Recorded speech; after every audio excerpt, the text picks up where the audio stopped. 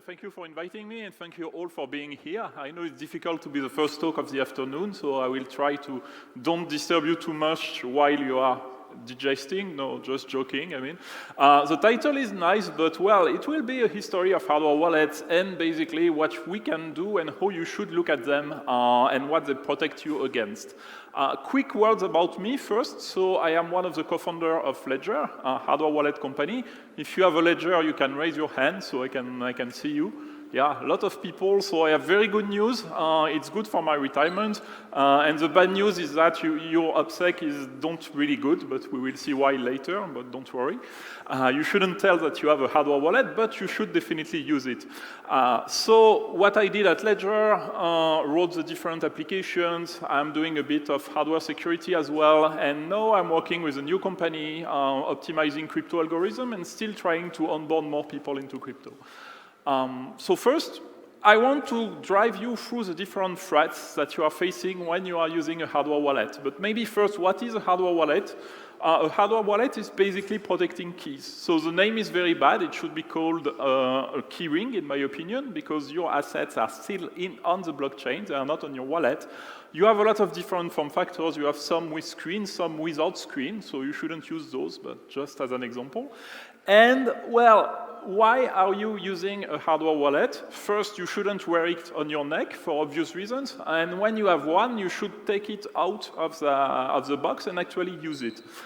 So we'll see what kind of threats you have. But the most important one is that the most important thing to remember this slide is that you should use your hardware wallet, because the first threat you can get is a very simple malware that's going to steal keys from your computer.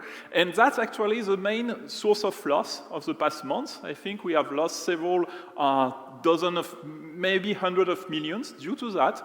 You can catch malware in a lot of different ways. So the most popular one those days is to catch one. If, for example, you have a job interview, someone tells you to run a GitHub, you just install the dependencies and you get wrecked. Or you can be in an interview, someone can tell you, I can't hear you, you should install a new version of Zoom, and you get wrecked as well. So this is really the main threat that people are facing today. So you see the bar is very, very low. Especially if you are running a protocol, if you are running a multi-sig, you should definitely have all signers in a hardware wallet. I could basically stop there because this is where the bar is. But, well, since I have 20 minutes, I will speak about a lot of other threats. Phishing is also another threat that you are facing, because phishers have a lot of time to spend to convince you that you can give them your 24 words. And they will be very, very convincing, and they will have a lot of different tactics. For example, they will just tell you can give me the 4 first letters and it's fine. And for someone who is used to only give the last number, for example, of the credit card, they think it's safe, and it's not safe, because if you have the first 4 letters of the word, you have the full word, and then you don't have your money because your seed is your money. One solution to that might be to think you don't need to have a seed phrase. So actually, I agree. You don't need to have a seed phrase, and we shouldn't onboard people with a seed phrase. This is what Tom Bayer's presentation was about. I'm really big on account abstraction, but for a hardware wallet, you should still have a seed phrase associated to your hardware wallet. Then a little bit more creative form of phishing, which is also popular those days. People will try to send you transaction with a message. For example, they will send you an NFT, and the NFT, you will have a URL. If you click on the URL, you will see you can get some rewards if you give your 24 words, and so on and so forth. So we are back to the previous attack, but this one is a little bit more creative, and people manage, for example, to send you wrong tokens to an address which is very similar to yours. So if instead of using an address that you are just looking at your transaction and copying the address to send again more assets to an address, you will get wrecked. So here the best solution I have in mind is to use something like ENS, if you are on ETH. If you are on another chain, then, well, maybe verify your address using a secondary source as much as you can. Now, moving into a more advanced threat, malware, which is a bit smarter. So in that case, the malware will not steal the key, but the malware will try to change the destination of what you're sending. So the malware will try to trick you into sending your assets while the key is still protected. So hardware wallet cannot really protect you against that. you have to be very careful and you have to read the address on the screen. So read all the address, because you have smart malware today that can try to use some kind of, address that look very similar in the beginning and in the end. It's not that costly to do that those days, and there is a lot of idle power due to AI and other things. So please pay attention to what your hardware wallet is displaying if you want to avoid this. Then moving into even smarter malware. So North Korea is very famous for doing that. They did that with Safe recently. If you have countermeasures on your hardware wallet, the malware will try to break those countermeasures. For example, if you're running a transaction simulation on your PC and then you're reading the result of the transaction simulation, you think it's fine, but then it will send a different transaction to sign to the hardware wallet. So here the solution would be to run all the checks either elsewhere and verified on the hardware wallet with a signature, for example, or to run everything on chain. So this is another option that Bayer was talking about this morning. But the main thing to remember here is that all the implementations that you have, if you are checking them on your hardware wallet, today are proprietary and run on the server side. So even if you are protected on your hardware wallet, and I think only Ledger is supporting that, it's not great for decentralization, so we'll see the better solutions, some of them including on-chain checks. Now we are moving into threats which are a little bit more in the physical world. Let's say someone is going to steal your hardware wallet because, for example, you raise your hand and you said you had one. So here you have two strategies to deal with that. The first one is to protect your hardware wallets against physical attacks. We'll see how to do this. And the second one is to design your hardware wallet in a way so that there is no information in your hardware wallet when you are not using it. And I would say the second way is a bit more complicated to do because you will still have code running in your hardware wallet at some point. And if someone managed to hack you and then come back, for example, drop the hardware wallet back and change the code running inside, even if you don't have data into your hardware wallet, you could still be compromised because you will be interacting with something that is very different from what you expected. But it's easier to do. I mean, the second one is easier to do than the first one, but we'll dig a little bit more into how you can actually achieve that. So first, description about physical attacks. So other than stealing the hardware wallet, an attacker could try to modify the environment to extract information from the hardware wallet. I will classify physical attacks into two kinds. The first one is active, which means that the attacker will try to change the behavior of the hardware wallet through doing modifications with power given to the hardware wallet with a clock, for example. So here, the attacker can hold the hardware wallet in its hand, usually, and perform those modifications, trying to bypass the pin or trying to bypass the protection of the hardware wallet. The second one is more interesting from an attacker point of view, because here you will be trying to listen to electromagnetic signals of the hardware wallet. So it is something that could run, for example, in a USB cable. If you get a cable and if your hardware wallet is designed in some way and leak information, then the attacker could manage to retrieve secrets from that.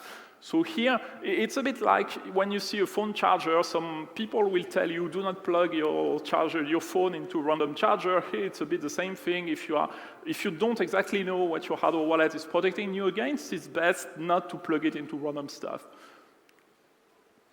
So to defend against physical attacks, the best way that we have today is to use tools that have been designed in the 80s and used by governments, used by banks, and used by everybody, which is a smart card. So you have a smart card in your pocket, you have one in your credit card, you have one in your passport, but it is not protecting your secrets. It's usually protecting the secret of someone else, and someone else being your bank or your telecom operator. So being able to work with a smart card is quite complex, especially being able to run everything inside it, all your code inside it, but it would be the best way, in my opinion, to protect you against physical attacks. So it's a strategy that is used by Ledger and a few other manufacturers, so I'm listing them here, so Satoshi, Burner, Tangem, Statius. So here, yeah, for me, it's the best way to protect against the active and the passive attacks. But then we have something that doesn't make them very future-proof, is that they are very slow and they don't have a lot of RAM. So if you want to implement new cryptographic algorithms, or if you want, for example, to do a full check of your transaction directly on a smart card, it gets difficult because, again, the platform is extremely constrained. So another way to try to deal with physical attacks, if you can't access a smart card, if you can't fully program a smart card, is to divide the problem into different chips. For example, you could put your secrets in a chip that is very good at protecting secrets and all your code in something else, because that chip would be good at protecting secrets, but not at signing Ethereum transactions, for example. So in that case, you have an architecture where you can have one chip which is running your code and one secure element or even several secure elements doing the computation on the secrets and actually trying to protect them. The problem with this architecture is that usually it's done for not a very good way. I mean, the honest way to use this architecture is to say, I can't have access to the smart card, but if you do it and if you don't really think about the different possible attacks, so I'm very open to talk about that later during the day, you can end up with very weird problems where people will be able to attack directly the secrets on the chip that is supposed to protect them by asking them nicely to do something with them, because you have no authentication between the code and the secrets, and if the code and the secrets are not in the same place, the attackers will try always to go for the weakest point, and here the weakest point will be the code. Moving into now attacks in the physical world, so the $5 range attack, which is now 15 due to inflation, people will try just to attack you and tell you, yeah, well, we know you have money and you are going to give it to me, otherwise I'm going to cut you a finger. Well, usually that works, unfortunately. But here, one way you could use to fight against this is to use a passphrase in your hardware wallet. So the passphrase, also known as the 25th word, is a special word you will add. And with this word, you will know that, well, you will create completely a different seed. So you can either have it on a different pin, if your architecture supports it, or you could have it as a word that you enter every time you are going to sign a transaction. So it's a bit more annoying to do, I mean, from a user point of view, but it's the best protection if you think that you are dealing with an attacker that doesn't know exactly how much you have. Now, considering the risk of the manufacturer itself, here it's where things get extremely tricky, because you have the best solution to avoid an evil manufacturer is basically to build the hardware wallet yourself. But since there are not a lot of people who will be doing this and it's not really good for adoption, you have to look for architectures that will minimize trust even if you buy a hardware wallet. And for that, the best way to minimize trust is just to use, well, it's to only use one component and to only trust one component. Because the more components you add, the more risk you get there.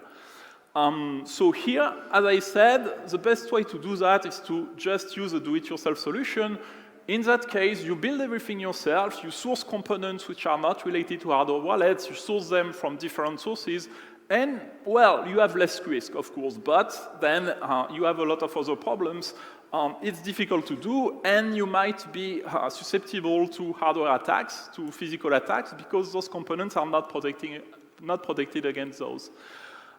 If you don't do it yourself, but your hardware wallet is advertised as being completely open source, then you run into a completely different kind of problem. It's actually very difficult to verify that the code which is running in your hardware wallet is exactly the code that you compiled and the code that you loaded on the device. Why? Because when you build the device yourself, you are directly talking to the hardware. When you are acting with the device that you bought, you are going through an extra piece of software to load your firmware. And if that extra piece of software is compromised, of course, you could think you are loading the right firmware, but you would be running a different firmware. For example, you could have a bootloader that is modifying your code on the way. An example here, random example of a nice attack of a bootloader was used to transform one device into another. So one manufacturer decided to do a Trezor clone. Actually, the manufacturer died because it was not a very good business model. But since they have a bug in the bootloader, you can replace the bootloader by the bootloader of a Trezor, and then you have a Trezor, since they are physically equivalent. But it's an example of a nice way to use this attack, and you could use it in a very bad way and steal money from users. So the best way for me to consider a hardware wallet as being future-proof is to use a platform approach. With a platform approach, you run an OS, so you consider that your hardware wallet is running applications, it's running an operating system, you are designing applications on top, and everybody can design those applications. So if you want to change something, you can do an application yourself, you can design it, and well, then this is the best way to be future-proof in my opinion. I'll skip that one because I'm a little short on time. That's what you can do. And, well, possible architecture that we have on hardware wallets, using hardware wallets in the future is the one actually presented by Embayer. You are putting a lot more logic on chain, and in the end, the hardware wallet is an element that you use to authenticate to your contract, to change the configuration of your contract, or to do special tasks. Typically, it's perfectly okay to buy a croissant with your phone, but if you want to buy a home, then you would use your hardware wallet. And the account, with account abstraction, you can have a unique address to do that, so the same account could be used with different